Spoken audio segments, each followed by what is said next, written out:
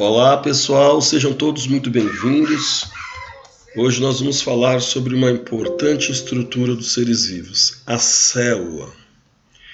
Como nós sabemos, o corpo desempenha diversas funções e cada função é desempenhada por um sistema.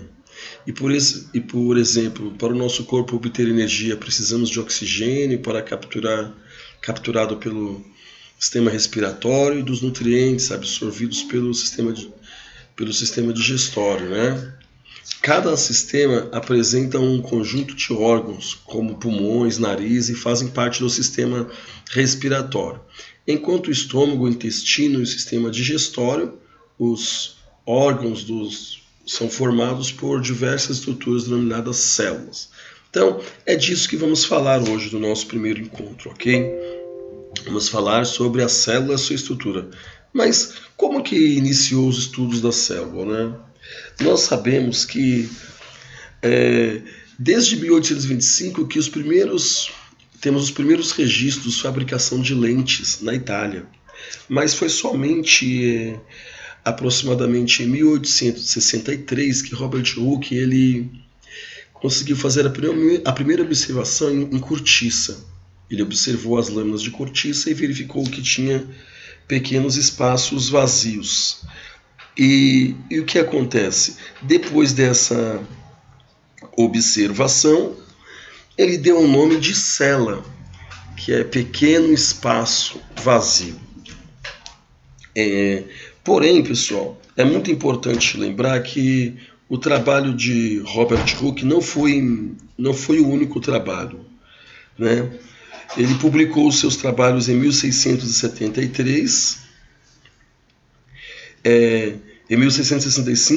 mas em 1673, os microscopistas Leeuwink observou as primeiras células animais, os glóbulos vermelhos no sangue. A partir de 1744, cientistas começaram a pesquisar o interior das células. Foi quando chegaram à seguinte conclusão: a teoria celular, que foi proposta por Matthias Jakob Schleiden, no estudo da estrutura das plantas, quando ele estava estudando as plantas, e Theodor Schwann, que estava estudando as células dos animais. E eles chegaram, ambos trabalhando em setores diferentes, à mesma conclusão, que foi conhecida como a teoria celular.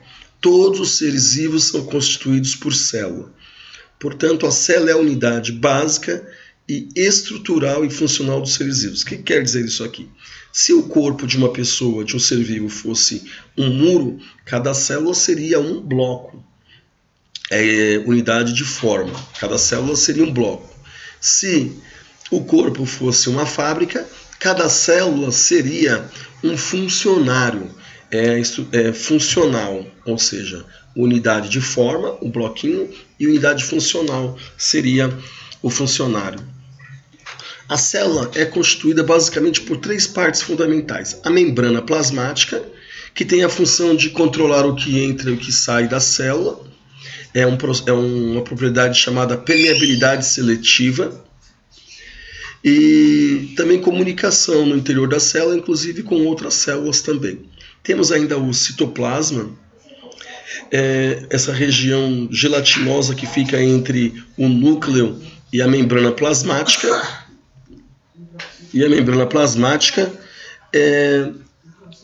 Essa região é onde existem as organelas das células, diversas organelas com funções específicas da célula. Também é chamado de citossol, outro nome que dá para o citoplasma. E por último, temos a terceira parte fundamental da célula aqui, que é o núcleo celular. O núcleo é uma região onde está o material genético, que é responsável pelas instruções de funcionamento da célula.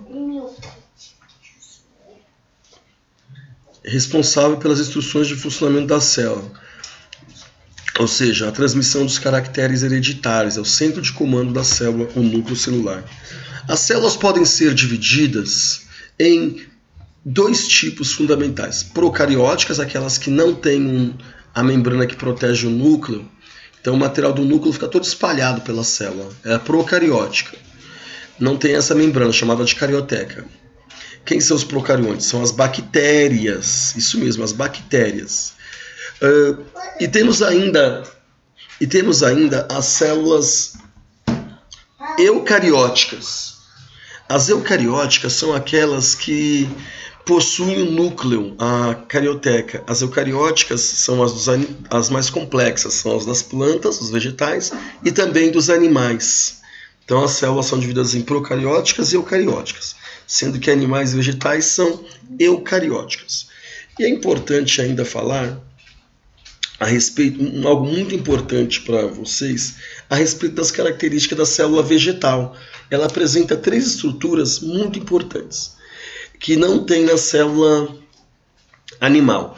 Estas estruturas são o vacúolo, né, que é essa região onde espaço de armazenamento aqui da célula vegetal. Temos a parede celular, região formada por celulose, na parte externa que protege, foi essa região que Robert Hooke viu quando ele olhou no microscópio, ok?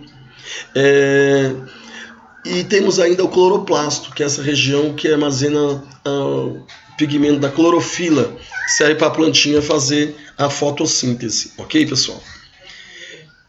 Os seres, eles podem ser unicelulares ou pluricelulares. É importante lembrar sobre as células que os vírus, eles não estão caracterizados nesses grupos porque eles são considerados células incompletas. Eles são considerados seres vivos porque têm material genético e se reproduz, mas não tem uma célula completa, ok? Os seres unicelulares, e pluricelulares, eles estão divididos da seguinte maneira. Por exemplo, bactérias e paramécios são esses considerados unicelulares, e os pluricelulares, aqueles formados por mais de uma célula. Eles formam-se como tecidos, caracol,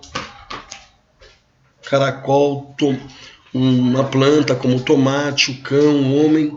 As células apresentam formas variadas e indefinidas, dependendo do organismo e da função que elas ocupam. Em alguns seres vivos, como os poríferos, as esponjas, as células desempenham função de órgãos. Em outros seres vivos, as células se agrupam em formato de órgãos, através dos tecidos. E assim, pessoal, a gente conclui aqui a nossa aula com vocês, desejando a todos vocês bons estudos.